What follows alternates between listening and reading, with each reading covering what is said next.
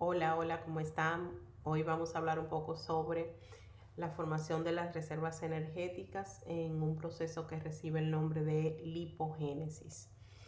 Bueno, ya les dejé las generalidades de los ácidos grasos, pero vamos a hablar algunas cosas importantes que necesito que sepan sobre estos. Es bueno que sepan que los ácidos grasos en nuestro organismo los vamos a poder encontrar libres, es decir, sin esterificar, pero que también existen ácidos grasos esterificados, formando moléculas más complejas como los triacilgliceroles, que son las moléculas energéticas por, por especialidad. También es bueno que sepan que todos los tejidos tienen niveles bajitos de ácidos grasos libres y que durante el ayuno estas moléculas pueden encontrarse en cantidades sustanciales en el plasma una vez que sean movidas de los lugares de reserva para poder satisfacer nuestras necesidades. Los ácidos grasos libres lo vamos a encontrar en el plasma unido con la albúmina y van a estar, ¿verdad?, siempre movilizándose entre los lugares de origen, por ejemplo los triacilgliceroles que se originan en el tejido adiposo y las lipoproteínas que se sintetizan o se producen en el torrente, y en los lugares de consumo que van a ser incluidos en estas estructuras que consumen ácidos grasos libres, la mayoría de los tejidos, pero especialmente el hígado y el tejido muscular. Los ácidos grasos pueden oxidarse, como ya les dije, en muchísimos tejidos, pero los tejidos que más van a realizar este proceso son el hígado y los músculos. Son componentes, como ya vimos, de las membranas celulares, como los fosfolípidos y los glucolípidos, que están formando parte del glucocálix, y también están unidas a ciertas proteínas intracelulares para aumentar la capacidad de estas en la asociación y la formación de las membranas. Son precursores de las prostaglandinas, y los ácidos grasos esterificados, especialmente en forma de triacilgliceroles, constituyen la principal fuente energética de nuestro organismo. Esta es la estructura de un ácido graso. Vamos a ver que los ácidos grasos se caracterizan porque tienen una porción polar, que es la porción que tiene el grupo carboxilo, por supuesto hidrofílica, porque puede formar puentes de hidrógeno y disolverse en el agua, y una porción apolar formada por una cadena carbonada unida a través de enlaces simples o dobles, como vamos a ver más adelante, que corresponde a la porción hidrófoba o a la porción que no puede formar puentes de hidrógeno del ácido graso. Esta estructura con una porción polar y otra polar pues constituye los ácidos grasos como moléculas anfipáticas, es decir, que tienen una parte polar y una parte no polar. Estos ácidos grasos, ¿verdad?, en la medida en que sus cadenas se van haciendo más largas, van haciéndose ellos también más insolubles en agua, y para ser transportados en el torrente sanguíneo siempre van a necesitar de la ayuda de una proteína que lo transporte. Más del 90% de los ácidos grasos que se encuentran en el plasma están contenidos en las lipoproteínas, que vamos a ver también más adelante, y también en forma de ésteres de colesterol o fosfolípidos o triacilgliceroles. Los ácidos grasos no esterificados o libres circulan siempre unidas a una proteína de transporte que recibe el nombre de albúmina. Como ya les dije, la cadena lateral de los ácidos grasos pueden estar formadas por carbono e hidrógeno unidos solamente por enlace simple, y en este caso estamos hablando de ácidos grasos saturados. Estos se caracterizan porque los átomos de carbono tienen todas sus valencias sustituidas con carbono o con hidrógeno, nunca con un simple ni con un doble enlace. En cambio, los ácidos grasos insaturados, que pueden tener un solo doble enlace o triple enlace y más de uno para llamarse mono y poliinsaturados respectivamente, pues entonces en sus cadenas laterales van a tener carbonos con valencia sustituida con dobles o triple enlaces. Estos dobles y triple enlaces casi siempre van a estar en configuración cis, y entre uno y otro doble o triple enlace debe haber al menos 3 átomos de carbono.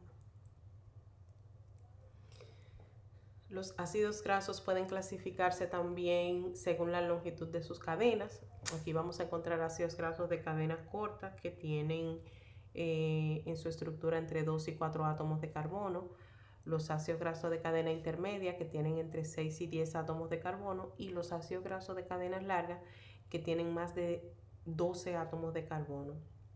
Lo importante aquí es que en la medida en que los ácidos grasos van haciéndose más largos, pues van convirtiéndose también en moléculas menos solubles en agua, y que los ácidos grasos de cadena corta pues pueden andar libremente. En cambio, los ácidos de cadena mediana y larga necesitan estar unidas con las proteínas para poder transportarse en el torrente sanguíneo. Podemos clasificarlos también según el origen en ácidos grasos esenciales, que son aquellos que nosotros no podemos sintetizar en nuestro organismo y que obligatoriamente debemos consumirlos en la dieta. Estas moléculas son normalmente insaturadas y aquí vamos a encontrar el ácido linoleico y el ácido linolénico. Y los otros tipos de ácidos grasos que nosotros podemos sintetizar en nuestro organismo, que son los ácidos grasos no esenciales. El ejemplo típico aquí es el ácido palmítico, y que esta molécula se caracteriza porque actúa como precursor para que puedan formarse a partir de otros ácidos grasos o elongarse las cadenas de ácidos grasos ya existentes. Les traje esta imagen de una ictiosis, que es una condición heredada caracterizada por una carencia de ácidos grasos esenciales, que se caracteriza por producir una dermatitis escamosa muy rara de encontrar, pero que afecta considerablemente las posibilidades de vida de los pacientes o la calidad de vida en caso de que los pacientes puedan sobrevivir un poco más. Este esquema ya ustedes lo conocen, que es el esquema general del catabolismo. Nosotros en esta clase estamos ubicados aquí en el centro. Hoy vamos realmente a hablar sobre la lipogénesis, que es la utilización de los ácidos grasos como precursores para formar moléculas complejas como los triacilgliceroles. Y bueno, en la clase que viene vamos a ver la degradación de estos triacilgliceroles para convertirlo en ácidos grasos que pueda oxidar secundariamente hasta acetil-CoA, y que este acetil-CoA alimente el ciclo de Krebs, se produzcan cofactores reducidos, vayan a la cadena transportadora de electrones y por fosforilación oxidativa produzcan moléculas de energía metabólicamente útil. Los ácidos grasos, una gran parte de lo que utilizamos lo consumimos en la dieta. Es bueno saber que el exceso de proteínas y de glúcidos que consumamos secundariamente van a convertirse en ácidos grasos y pueden almacenarse como triacilgliceroles, que son las moléculas energéticas por especialidad. Los seres humanos normalmente producimos ácido graso en el tejido adiposo. El hígado también es un órgano fundamental en la producción de colesterol, en la producción de lipoproteínas, y la glándula mamaria durante el proceso de lactancia también es capaz de sintetizar ácidos grasos. Este proceso de síntesis se lleva a cabo en el citosol de la célula por un complejo enzimático que recibe el nombre de ácido graso sintasa, que lo vamos a ver también más adelante como un proceso anabólico, gasta energía y utiliza también el poder reductor del NAD-fosfato, sobre todo, que es una molécula que se produce en la vía de las pentosas y también que se produce gracias a la enzima málica que vimos en la clase anterior. Los precursores, ya en resumen de la síntesis de ácidos grasos, sabemos que pueden ser ácidos grasos propiamente dichos que consumimos en la dieta o que producimos en nuestro interior, y también ya sabemos que hay un origen glucosídico o glucídico de los precursores de los ácidos grasos, o sea que todo ese exceso de glucosa que nosotros consumamos, que se convierte en acetil-CoA, pues también actúa como precursor de ácidos grasos, se activa y se convierte en ácidos grasos activados o acil-CoA, y ya estos pueden ser dispuestos para la formación de los triacilgliceroles, igual que el glicerol que viene o que es un metabolito intermediario de la glucólisis y que gracias a la glicerolquinasa pues se fosforila para formar glicerol 3-fosfato, que es también un precursor para la formación de los triacilgliceroles. Esta es la primera etapa, la obtención de los precursores, ya sea de los ácidos grasos de la dieta o del glicerol que proviene de la glucosa. Y la segunda etapa entonces consistirá en la conjugación de los precursores activados para integrar ya esa molécula compleja de triacilglicerol. ¿Cómo nosotros producimos acetil-CoA? ¿De dónde proviene el acetil-CoA? Sobre todo ese acetil-CoA que nosotros necesitamos en el citosol para la síntesis de las moléculas de ácidos grasos o para la síntesis de nuevo de ácido graso, que es realmente el proceso que nosotros vamos a realizar. Pues vamos a ver esa parte. También vamos a ver cómo el acetil-CoA se produce en la mitocondria a través de la oxidación del piruvato, que es la reacción química que vamos a ver ahora. Y también lo podemos producir a través del catabolismo de los propios ácidos grasos, a través también del catabolismo de los cuerpos cetónicos y de ciertos aminoácidos que son también aminoácidos que disponen sus cadenas carbonadas para producir acetil-CoA. En el caso de la oxidación del piruvato, vamos a ver que en esta reacción química que utiliza el piruvato como sustrato principal y que utiliza un complejo enzimático que se llama piruvato deshidrogenasa, que es un complejo localizado en la matriz mitocondrial, pues entonces a través de la acción de esas tres enzimas que posee ese complejo enzimático, nosotros vamos a poder obtener acetil-CoA. ¿Cuáles son las condiciones que necesita la piruvato deshidrogenasa para poder realizar esta reacción química? Lo primero es que necesita una coenzima derivada de la vitamina B1, que es el pirofosfato de tiamina. Algunos libros también dicen que necesita lipoato y FAT como coenzimas.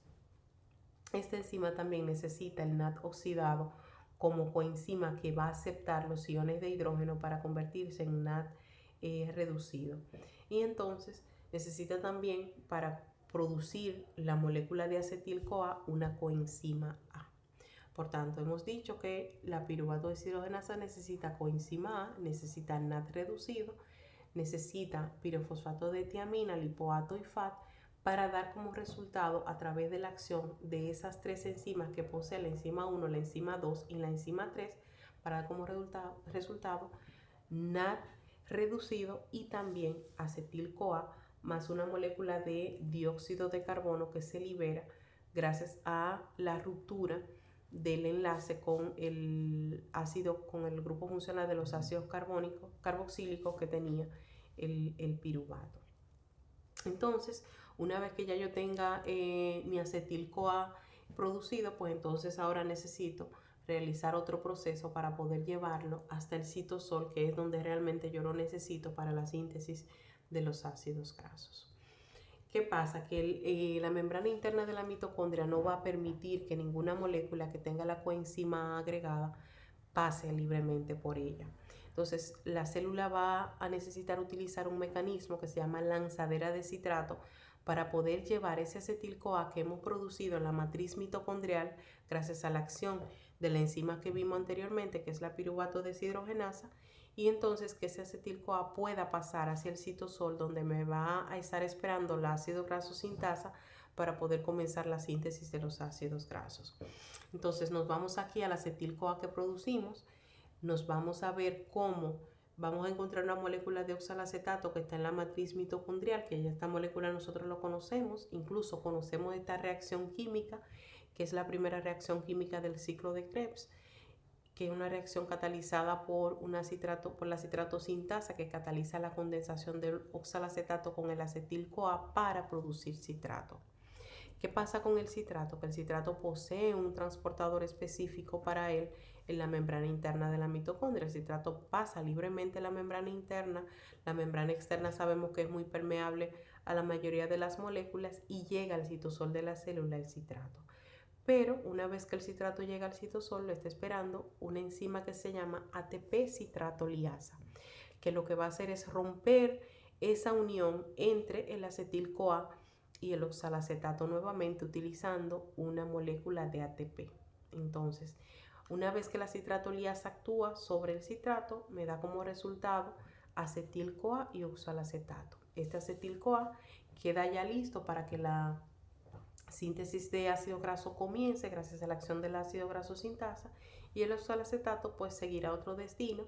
será investido por la malato deshidrogenasa para convertirse en malato, gastando una molécula de NAD reducido, y el malato secundariamente va a ser metabolizado por la enzima málica, que va a producir como resultado piruvato, pero además va a producir como resultado NAD-fosfato, que es una molécula con poder reductor que más adelante vamos a ver cómo la utilizamos para la síntesis de ácidos grasos. Este piruvato pasa sin dificultad la membrana interna de la mitocondria y llega para que gracias a la piruvato carboxilasa pues se convierta en oxalacetato y de esa manera siga este ciclo que la célula va a necesitar para la obtención de citrato, para la obtención de acetil-CoA secundariamente en el citosol para poder realizar sus funciones de síntesis de lípidos. Esta lanzadera tiene un efector alostérico, es decir, nosotros vamos a poder inhibir la acción de la lanzadera de citrato cuando nuestra célula haya una gran concentración de ácidos grasos activados. Es decir, que si los ácidos grasos aumentan considerablemente en la célula, pues esto van a bloquear el transportador en la membrana interna de la mitocondria para que el citrato no pueda entrar al citosol y de esa forma se detenga un poco la síntesis de los ácidos grasos. En este esquema vemos lo mismo, lo único que es un esquema diferente, pero al final tiene la misma información. Y vemos como aquí el acetil-CoA o los ácidos grasos activados aumentados, pues entonces inhiben el transportador del citrato en la membrana interna de la mitocondria para que este no pueda pasar al citoplasma y no pueda entonces ese acetil-CoA destinarse a la síntesis de los ácidos grasos. Vamos entonces a dejarlo hasta aquí en este video porque no quiero hacer un video tan largo, y en esta parte ahora que sigue voy a hablarles un poco de la carboxilación del acetil-CoA para formar malonil-CoA.